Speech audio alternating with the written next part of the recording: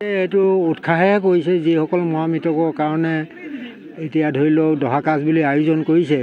এতিয়া যিখিনি দেখিছোঁ আমি ডেকা জীয়ৰী বা বুঢ়া বুঢ়ী আদহীয়া সকলোৱে সহযোগ কৰি কামটো যাতে ভাল ধৰণে চলাব পাৰোঁ তাৰ চেষ্টা কৰি আছে।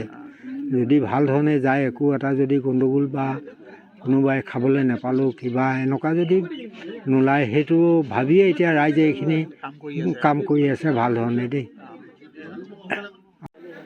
অহা 19 ফেব্ৰুৱাৰী তাৰিখে বেতনী বৰনামঘৰত অৰ্থাৎ ছয় চুবুৰী এই নামঘৰত এই অঞ্চলটোৰে 20টা পৰিয়ালৰ 23গৰাকী মৃতকৰ একেলগে কাজ দিয়াৰ সিদ্ধান্ত কৰিছে ৰাইজে লগ লাগি।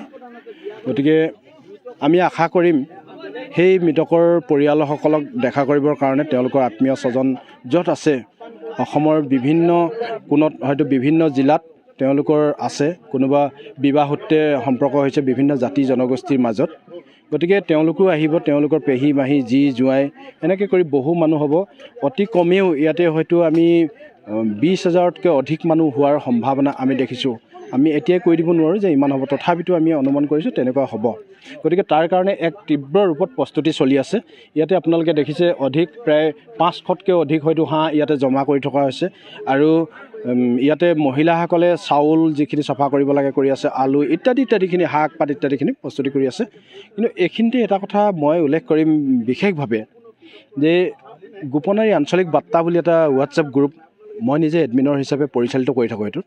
আৰু সময়ে সময়ে ৰাইজক এই অঞ্চলটোৰ সমস্যা বা বাহিৰত ঘটা কিছুমান সমস্যা বা উন্নয়নমূলক কিবা নহয় কিবা এটা বাৰ্তা যেতিয়া এৰি থাকোঁ, তেতিয়া ৰাইজে সেই বাৰ্তাবোৰ পঢ়ে, চোৱাৰ পিছত তেওঁলোকক এইবাৰ মই এটা আহ্বান জনাইছিলোঁ যে চাওক, আমাৰ যিহেতু সমূহীয়াকৈ কাজ দিয়া হৈছে, সেই কাজখনত এই যে ব্যক্তিসকল আহিব, তেওঁলোকে এটা এটা পৰিয়াল হৈ আহিব, কোনোবা হয়তো দেখা কৰিবৰ কাৰণে আহিব, তেওঁলোকে এখন পথালি কাণমাৰি বুলি কয়, হাঁহৰ ভাৰ হওক বা পাৰৰ ভাৰ, মাছৰ ভাৰ বুলি কয়, সেইবোৰ লৈ আহিব তেওঁলোক। আৰু তেওঁলোক লৈ অহাৰ লগে লগে পুনৰ ইয়াৰ পৰা ইয়াতে যিহেতু ভঁৰাল বুলি কোৱা হয়, আপোনালোকে যেতিয়া 19 তাৰিখ হ'ব, মই আহ্বান জনাইছোঁ আকৌ সেই দিনটোত আহিলে আকৌ অকণমান দেখিব বা ৰাইজেও দেখিব পাব।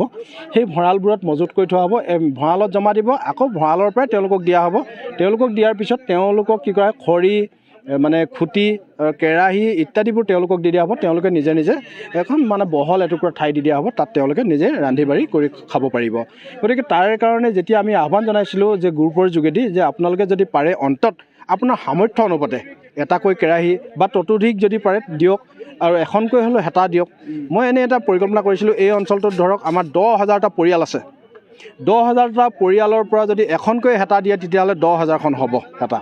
গতিকে এই 10,000খন হেতা যদি হয়, তেতিয়াহ'লে আমি প্ৰতি বছৰে এডালকৈ ডাঙৰ বাঁহ, যিটো ৱা বাঁহ বুলি কওঁ আমি আচলতে, সেই বাঁহডাল কিয় কাটিব লাগে? বাঁহডাল কটা মানে সেই প্ৰকৃতিগতভাৱে আমি নষ্ট কৰিছোঁ, তেওঁ ধ্বংস হৈছে। ধৰক গছ ৰুব লাগে নে কাটিব লাগে? আমি ইয়াতে আপোনালোকে দেখিব ইমানবোৰ ইয়াতে খৰি কৰি থৈছোঁ। গতিকে তাৰ পিছত আমি চিন্তা কৰি আছোঁ আকৌ যাতে আমি আকৌ অধিক গছ ৰুব পাৰোঁ। যদি 2জোপা কাটিছোঁ 6জোপা ৰুব পাৰোঁ, তেনেকুৱা ধৰণৰ এটা কথা চিন্তা কৰিছোঁ।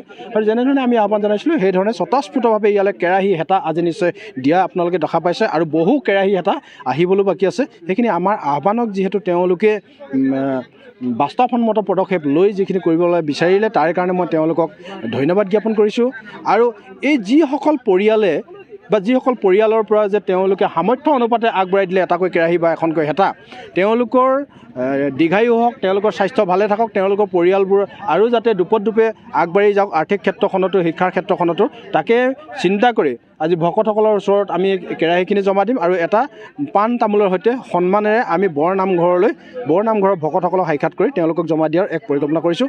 সেই হেতুকে ইয়াত যথেষ্ট মানুহ গোট খাইছে, আৰু অহা 19 তাৰিখে হ'বলগীয়া কাজখনৰ কাৰণেও নিজস্বভাৱে আহি স্বতঃস্ফূৰ্তভাৱে আহি সকলো সহায় সহযোগ কৰি দিছে।